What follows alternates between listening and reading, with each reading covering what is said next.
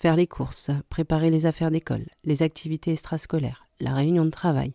Bon, ça, c'est ma to-do de la semaine. Si j'arrive à me dégager 1 heure, je ferai un peu de sport. Si toi aussi tu te fais passer après toutes tes obligations familiales et professionnelles, alors l'épisode qui suit est fait pour toi. Bienvenue dans Femmes 360, le podcast des femmes qui vivent à fond. Je suis Maïté et je suis heureuse de vous accueillir dans mon univers. Ici, on explore toutes les dimensions de la vie féminine, corps, carrière, maternité, bien-être, émotion et liberté. Parce qu'être femme, c'est tout sauf linéaire. C'est puissant, vibrant et multiple. Bonjour à toutes et tous, parce que je sais qu'il y a quelques hommes qui ont écouté les premiers épisodes, donc on ne va pas les exclure. Merci messieurs d'être là. Avant de commencer, déjà, sachez que je suis plus que ravie de vous accueillir sur le podcast et je voulais aussi vous remercier pour les retours que j'ai eus suite au premier épisode que j'ai posté. Voilà, certains d'entre vous m'ont envoyé quelques messages, j'ai eu des retours aussi en direct et ça me fait chaud au cœur et ça me motive encore plus pour continuer. Donc j'espère que vous serez encore plus nombreux à écouter la suite et que ça continuera à vous parler les sujets que je vais aborder et principalement le sujet du jour qui est comment s'octroyer du temps rien que pour soi quand on est une femme aujourd'hui. Et pour commencer, je pense qu'il est important de se poser la question suivante. Quelle est l'importance que vous vous accordez en tant que femme active dans votre vie quotidiennement ? Pas juste un moment volé entre deux obligations, les goûters des enfants et les activités extrascolaires. Non, je parle vraiment d'une vraie pause qu'on prend pour soi, pour se reconnecter à soi. Pas quand il est déjà trop tard et qu'on est au bord du burn-out. Non, vraiment. Quelle est la place que vous prenez pour vous quotidiennement ?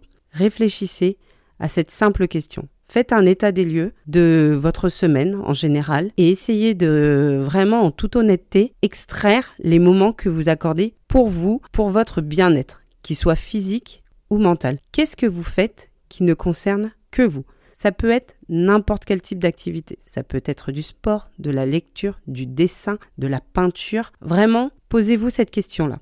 Et je suis sûre qu'une grande partie d'entre vous va se rendre compte qu'elle n'y accorde pas assez de temps. En tout cas, qu'elle ne prenne pas assez de temps pour elle.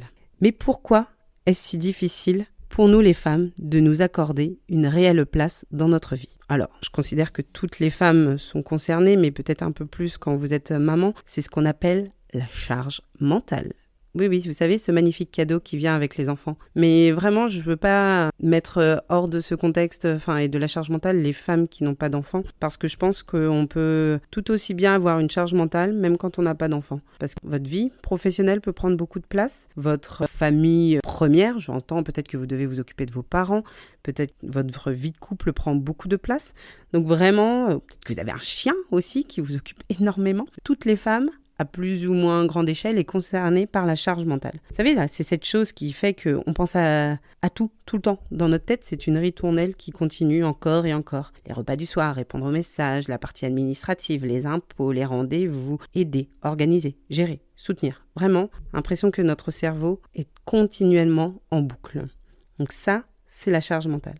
Deuxième raison qui fait qu'on a du mal à se prendre du temps pour soi, la culpabilité. Que celle qui ne s'est jamais sentie coupable de prendre un petit moment pour elle, de se dire « Allez, vas-y, je me pose 10 minutes sur le canapé et je ne fais rien, je me prends juste un thé, un petit morceau de chocolat et je me détends », lève la main. Moi, perso, ça m'est arrivé régulièrement, ça m'arrive encore. J'essaye de plus en plus de prendre du temps pour moi, mais je vais pas vous le mentir, combien de fois j'ai été dans ce truc d'être toujours productive, encore et encore, et de me dire que si je prenais du temps pour moi, c'était du temps de perdu et en plus du temps où je ne faisais rien et je me sentais un peu coupable de ne rien faire. Mais finalement, est-ce que c'est pas ça la clé du bonheur de réussir à apprécier ces moments, comme disent en Italie, de far niente. Et ensuite, je pense qu'il y a un certain conditionnement. Quand on est, encore plus aujourd'hui, donc on est quand même dans une société assez patriarcale, on est quand même assez conditionné en tant que femme, même si ça tend à disparaître de plus en plus, mais bon, on y est toujours, on doit faire, encore plus quand on est une femme, comme je vous l'ai dit. On a appris à prioriser les besoins des autres avant nous. Et peut-être que beaucoup d'entre vous vont me dire oui, mais quand on a des enfants, c'est important de les faire passer en priorité, c'est leur bien-être avant tout. Et oui, je suis d'accord. Moi-même, comme je vous l'ai dit dans le premier épisode, j'ai 2 petites filles et 3 belles filles. Donc, autant vous dire que les enfants, je sais ce que c'est et je sais ce que c'est d'avoir 1000 et une choses à faire pour qu'elles soient bien dans leur vie et qu'elles s'épanouissent comme il faut. Mais ce que moi, en tout cas, j'ai appris après ma première grossesse, parce que comme je vous l'expliquais la semaine dernière, je me suis quand même vraiment mise de côté. En fait, c'est qu'à un moment donné, je me suis rendu compte que ça ne me rendait pas plus heureuse de ne pas prendre de temps pour moi. Et c'était même l'inverse, en fait. Je me sentais de plus en plus frustrée. Je me sentais pas alignée avec celle que j'avais été avant et qui, j'étais sûre, était encore présente, cette Maïté-là. Et je me suis dit que pour revenir à cette Maïté-là, il fallait que je prenne aussi soin de moi et que je me pose les bonnes questions. Par exemple, avant d'avoir un enfant, j'adorais lire. Mais vraiment, enfin, je pouvais lire facilement 3, 4 livres par mois. Et c'était une passion, alors dévorante, mais en tout cas saine et qui me faisait vraiment du bien. Et puis au fur et à mesure, sans m'en rendre compte, j'ai un peu laissé ça de côté. Je lisais une page par-ci, une page par-là. Et là où j'arrivais à lire 4 livres par mois, c'est limite devenu les 2 dernières années 4 livres par an. Je ne sais pas si vous vous rendez compte de la différence, mais vraiment, je m'en suis sentie encore plus frustrée parce que j'avais envie de lire des tonnes de livres. Je me disais, mais j'arrive pas à lire. Je sais pas comment je fais pour ne pas réussir à trouver du temps pour lire. Et finalement, en fait, c'est simplement que je ne prenais pas ce temps. Moi, je considère que prendre du temps pour moi, ce n'est pas un caprice. Comme je vous l'ai dit tout à l'heure, ça fait partie des fondamentaux de mon bien-être mental. Alors, et j'espère que ça parlera aussi à certaines d'entre vous. Et pourquoi, pour moi, c'est important ? Et pourquoi ça devrait l'être pour vous ?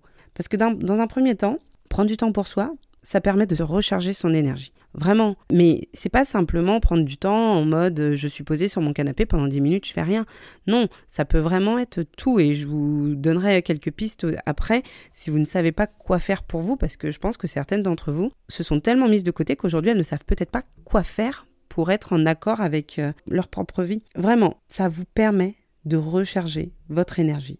Le repos n'est pas un luxe. On en a tous besoin. Ensuite, moi parfois, je ne sais pas si c'est aussi votre cas, mais le tumulte de la vie m'épuise et j'ai besoin de revenir à moi. Je pense que je suis quelqu'un d'assez introverti, même si je ne suis pas timide, mais il y a des moments où j'ai besoin de me reconnecter à moi. Et c'est ce que ça me fait quand je vais faire du sport. C'est vraiment des moments qui sont essentiels pour moi, où je me sens vraiment apaisée. Et souvent, c'est ces moments-là où je retrouve une certaine créativité, je retrouve un certain rythme dans ma vie, et là où on pourrait se dire, faire du sport, ça épuise, non, en fait, moi, c'est l'inverse. Ça me redonne une énergie de fou. Et puis, je pense que d'un autre côté, et ça, je l'ai dit, je l'ai vaguement évoqué lors du premier épisode, mais prendre soin de soi, ce n'est pas se faire passer en premier plan par rapport à ses enfants, ou sa famille, ou son travail, que sais-je, quelles sont vos priorités. Non, c'est vraiment, c'est l'inverse.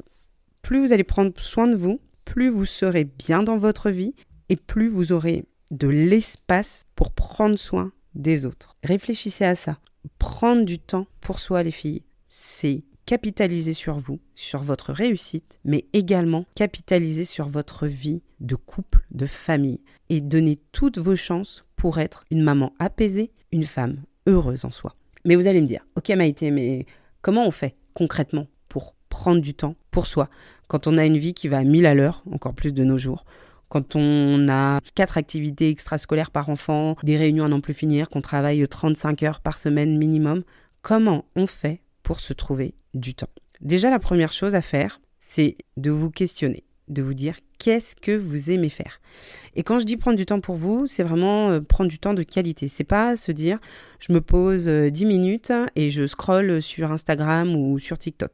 Non, c'est quelque chose qui vous fait réellement plaisir. Moi, il y a plusieurs choses que j'aime faire et j'ai plusieurs moments dans ma journée et même ma semaine que je considère être des moments pour moi. Mon activité principale, en tout cas celle qui me fait le plus plaisir, c'est faire du sport.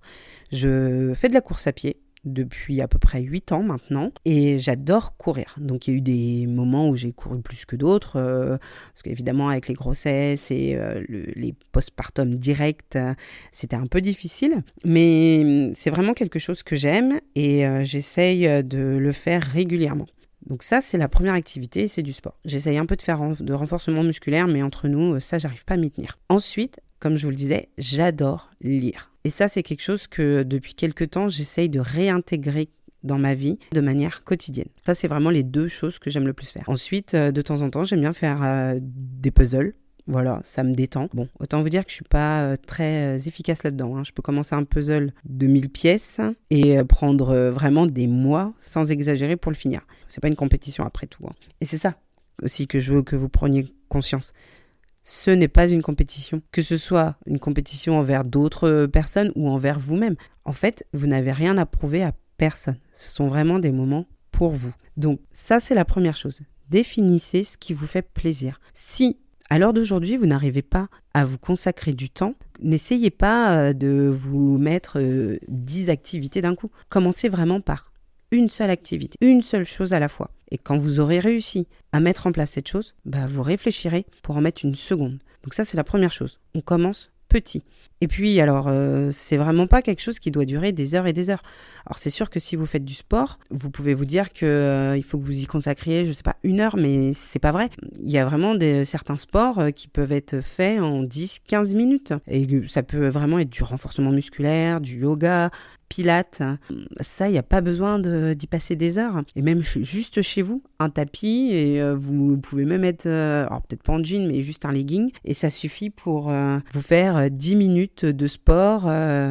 Et franchement, c'est déjà un très bon début. Après, si c'est d'autres types de sport, d'aller à la salle ou d'aller courir, 20-30 minutes, c'est largement suffisant aussi. Donc vraiment, on commence petit.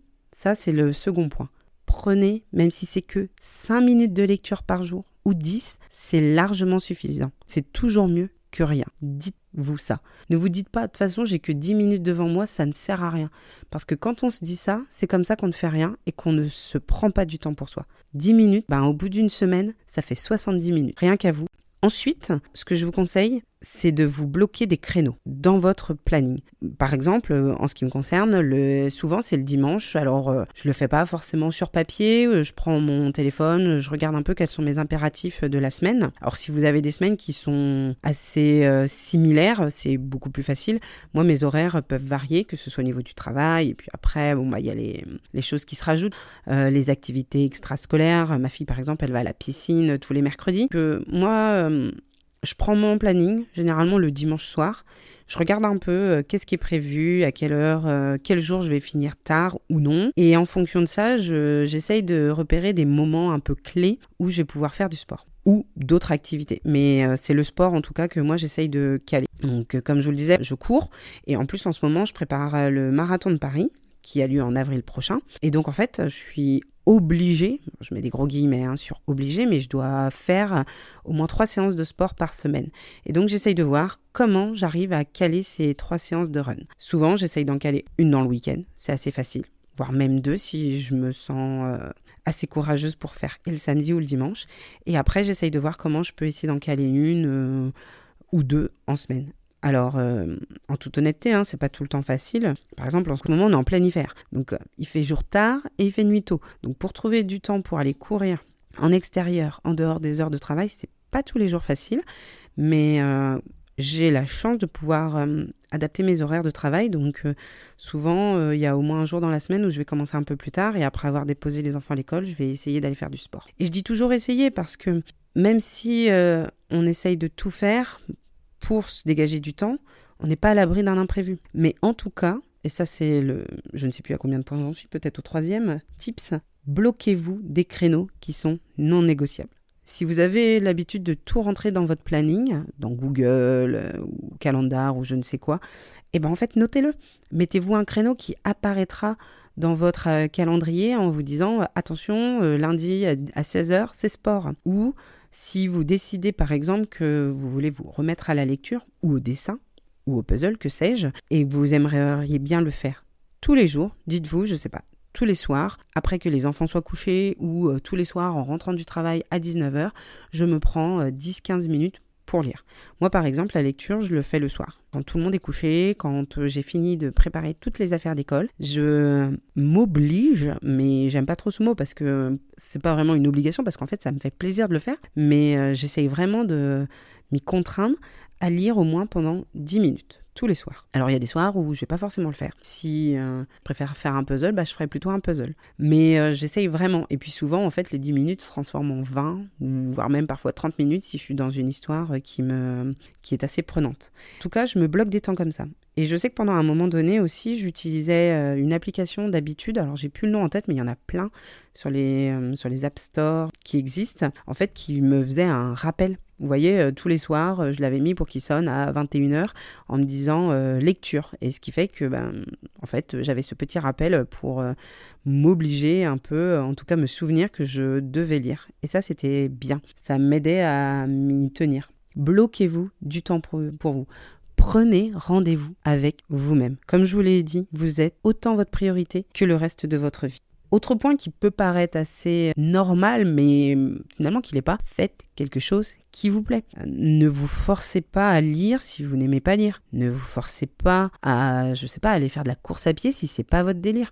Si vous préférez faire du yoga, en fait, faites du yoga. Et par exemple, la lecture, depuis quelque temps, si je commence un livre qui ne me plaît pas, j'arrête de lire. Et je change de bouquin. Avant, je me forçais un peu à lire en me disant non, mais il faut que tu t'accroches, vraiment, j'en suis sûre, l'histoire est bien, continue. Mais en fait, j'ai pas de temps à perdre avec des choses qui ne me font pas plaisir. Donc aujourd'hui, c'est sans culpabilité que j'arrête un livre et puis que j'en commence un autre. Si j'arrive pas à entrer dans l'histoire, je préfère arrêter. Alors peut-être que j'y reviendrai quelques mois plus tard, mais en tout cas, j'arrête et puis je commence une autre histoire. Les puzzles, c'est pareil. La dernière fois, j'en ai commencé un.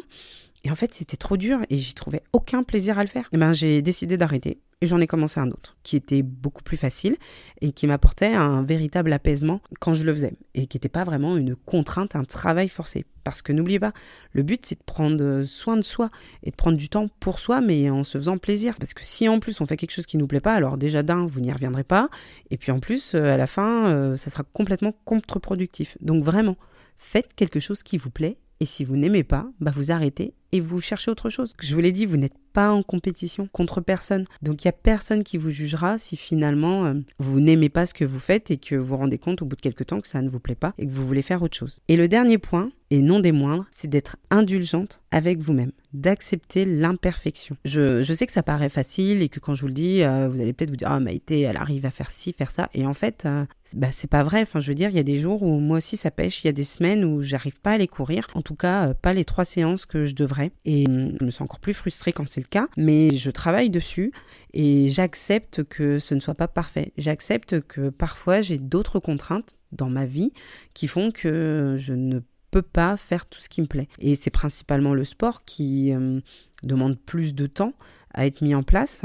Mais voilà, il y a des fois où je suis obligée d'aller chercher mes enfants parce que mon mari ne pourra pas y aller. Et il a une réunion de dernière minute alors que j'avais ma séance de sport de mise, je suis obligée d'annuler. C'est pas grave, ça me frustre. Je m'en veux, tout comme vous, oui, vraiment, je m'en veux.